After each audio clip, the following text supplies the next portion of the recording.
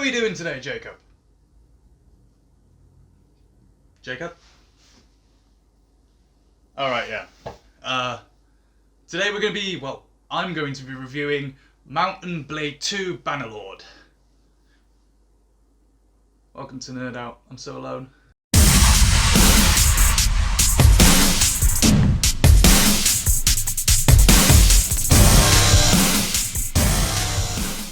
So recently, Mount & Blade 2 Bannerlord has just released. I think it came out this week? Last week? This week. It came out this week. And, well, came out this week when I'm recording it. And basically, I've done a bit of playing. I think I've played enough of it now to actually get a better feel for it to do a review, rather than play it for 5 minutes then do a review. To begin with, I'd like to say I've been playing Mount & Blade since Warband came out. It's one of my favourite game series. It's one of my favourite games. I just really enjoy it. But anyway, let's get into it. So first of all, I'm going to bring out a point that everyone kind of goes, well, does it matter, doesn't it? We don't know. But graphics. Let's just get this over with, because let's be honest, graphics when it comes to a game doesn't really matter. But I will say the graphics are really nice. They are a lot better than what they were in Warband and any of the other previous Mount & Blade titles. But it's not as like say fancy or nice as let's take Kingdom Come Deliverance for example. It's not exactly like, oh look how pretty we've made the scenery. It does the job. It's still in your classic kind of Mount & Blade style, but it just looks a little bit nicer. Keeping in mind they've been working on this title for a very long time, and graphics has changed so much since they started working on this title, so I can't really blame them if it looks a little bit not up to date, but it still looks really good. So let's get on to the more like in-game core mechanics and actual gameplay. So of character creation. So it looks a little bit more human. I mean, look at the Mount & Blade Warband character creator compared to the Mount & Blade Bannerlord character creator. You don't look like a block. You honestly look a little bit, and it's still just as in depth. You got the whole sliders thing. You get to pick your hair color, all that jazz, eye color. It's like any other normal fantasy character creator, but in the Mount & Blade style. New edition is War Paints and Scars. I personally love this edition. It is something I always do with all of my characters. So for example, if I play Skyrim, I always put a scar or war paint on my character, because why? It looks cool, but it also gives your character a little bit of depth. It gives them a little bit of history, and especially with the character creator in Bannerlord, it adds to that a little bit. If you're going for like a soldiery build and you served on the front lines, then you're going to have probably a battle scar at some point along the line. So the background, basically the background creator compared to the like say Mount & Blade Warband. I'm going to use Mount & Blade Warband as a good one because I've spent so many hours on it, it's unreal. But compared to Mount & Blade Warband, the character creator I find is a little bit more in-depth in Bannerlord. So when you're creating your background, it's got everything to do with your parents, like it does in every other Warband title. Not Warband, Mount & Blade title, sorry. But it still stays with the whole how they do it. So it's pretty self-explanatory really. Like you kind of go from going like, oh yeah, my father was a smith, I became his apprentice, I want to go out seek adventure, I want to start in this county here. But you don't have that. You have what you did as a child, what you did as you got older, what you did when you hit a certain coming of age ceremony, all of that. So you actually do have a little bit of background behind like your entire life cycle. So you could have been helping other local smithy, and then you could have joined the frontline infantry, and then how you subdued bandits. And what I also like about it is you get to choose your culture.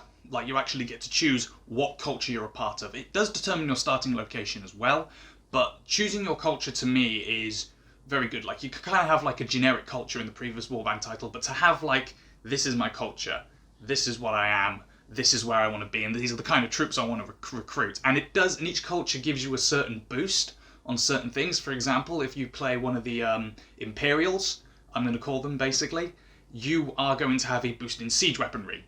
And I find that really awesome, that the cultures actually do give you certain buffs and boosts like they do in any other fantasy RPG.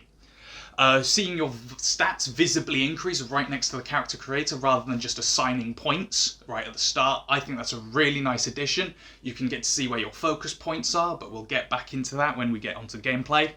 You can see where your focus points are, you can see where your specialities lies as you pick your background. So if you want to go for a more cavalry and polearm build, then you can visibly see which background does what exactly. So I usually go for mounted combat with strategy and tactics and troop organization. So I was able to choose my background rather than on how cool it sounds, on how it actually does affect my stats, which I found really, really cool. And let's be honest, I love the fact I could now select my clan insignia. I love the new clan mechanic, I think it's amazing. But the clan insignia, like in the previous Mount and Blade titles, you'd have to earn basically being a clan. So you'd have to basically take a castle, or you'd have to be a vassal of one of the states. And that just didn't roll right with me at the time. I was like, but I want to have a clan now, unless you chose, like, my parents were lords and then you picked a banner. Whereas this, straight away you get asked, what is your clan insignia? You create it. I usually go for a very Roman type thing because I'm obsessed with Romans.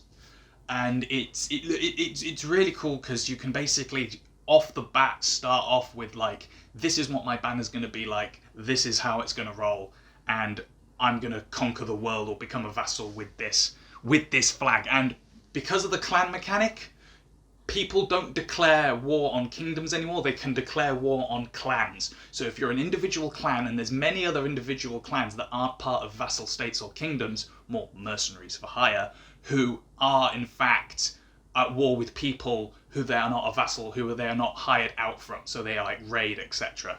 And I find that really cool. Now let's move on to gameplay. What's changed? Not much. Let's be honest. Not much has changed from the previous Mount and Blade titles. So there are just subtle differences. For example, when you're in the campaign map, and we'll start with the campaign map for now. When you're just in the general campaign map, roaming around the world, you can now select characters without running through town for hours on end trying to find a specific person. You can now just go, okay, I'm going to look at this top bar, and that's the person I want to talk to, bang, straight away.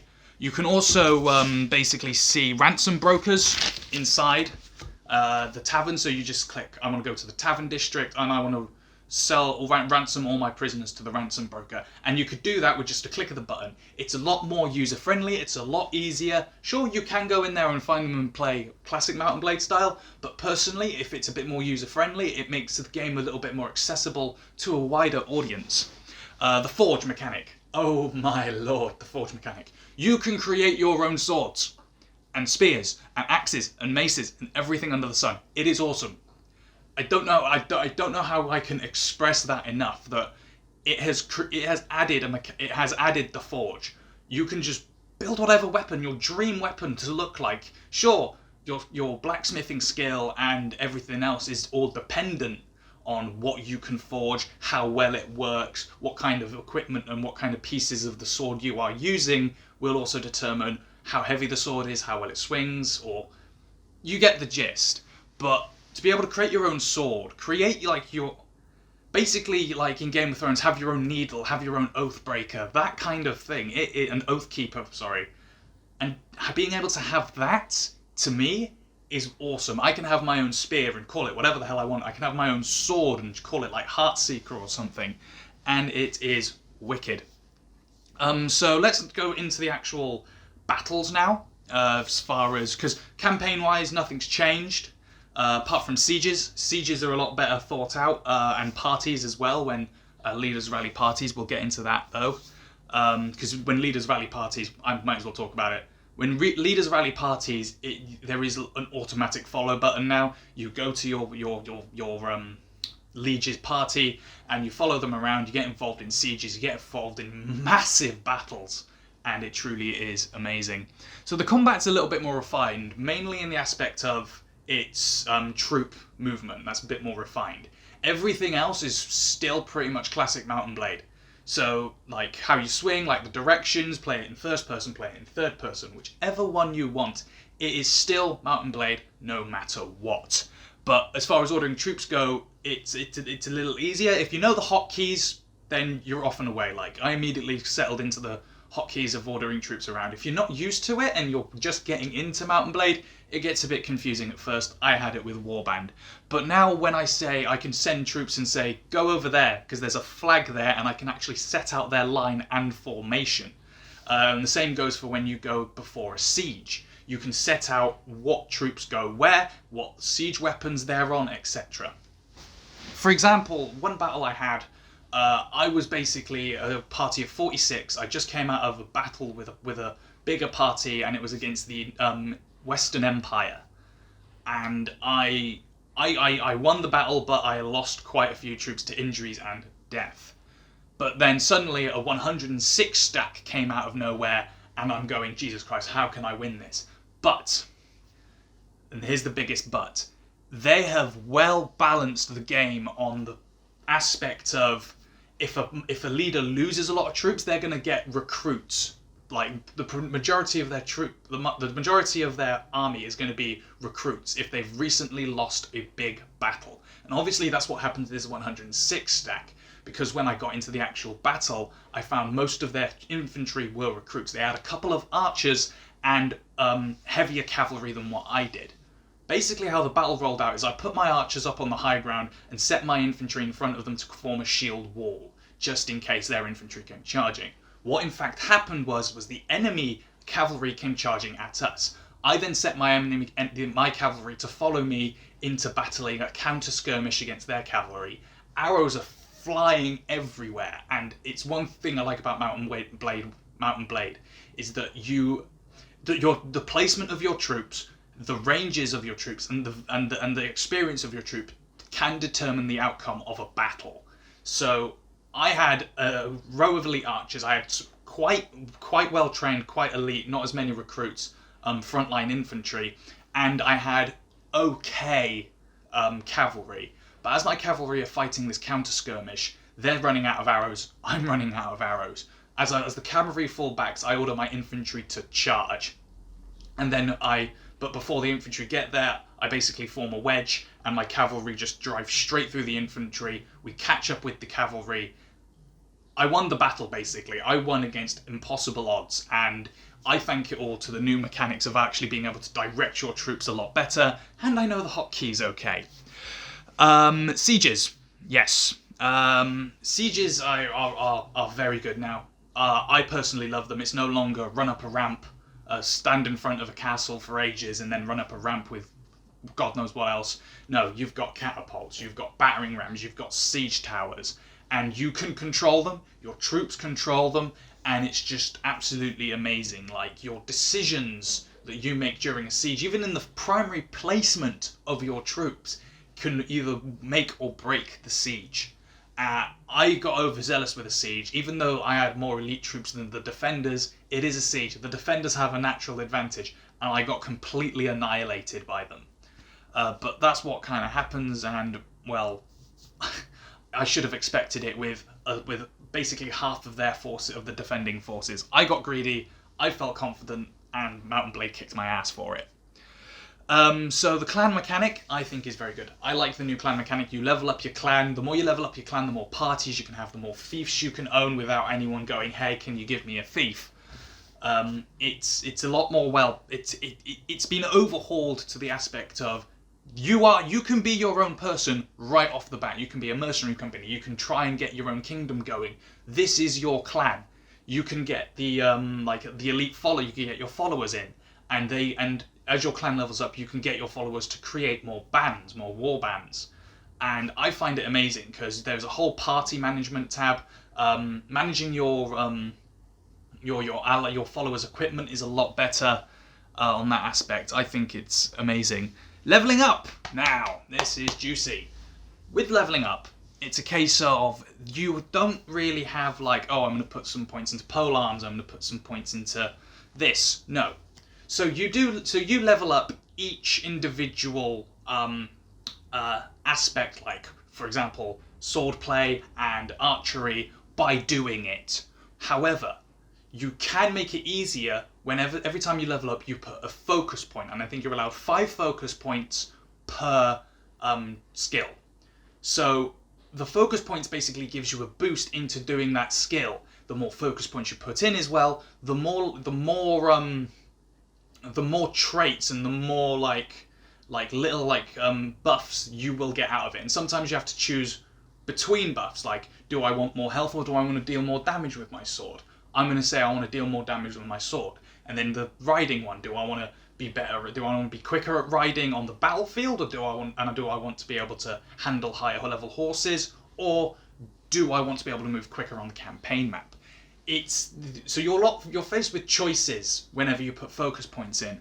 And of course, level up your basic stats, endurance, agility, all that jazz. And every time you level one of those up, again, it acts like a focus point and it buffs all of the other skills that you can possibly level up in. Overall, Mount & Blade 2 Bannerlord, I think, is a very good game.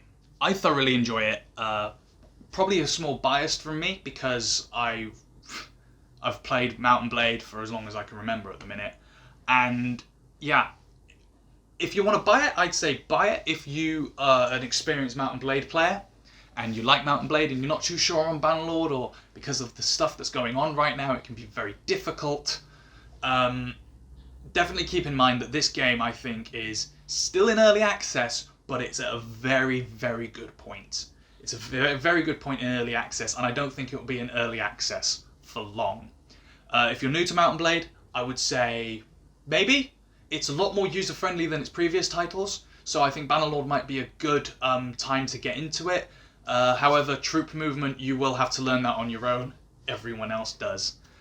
Other than that, that's my Mount & Blade 2 Bannerlord review. I know Jacob's not here to do it with me. He doesn't play it though, so it doesn't really matter. But with everything that's going on in the world, it's kind of expected that he's not going to be here with me. We will be doing videos, of course, over the internet, probably with face cams and stuff. But yeah, it's just going to be me and my own for a couple of them. We've got a new set. Stay strong in these hard times, everyone. Like, comment, subscribe if you want to. If you want to see any more reviews, if you want to see me review certain games, or if you want Jacob to review certain films and TV shows, put them in the comments. But if you like what you see, like, comment, subscribe. Really appreciate it. I'm Tyler, and thank you for watching.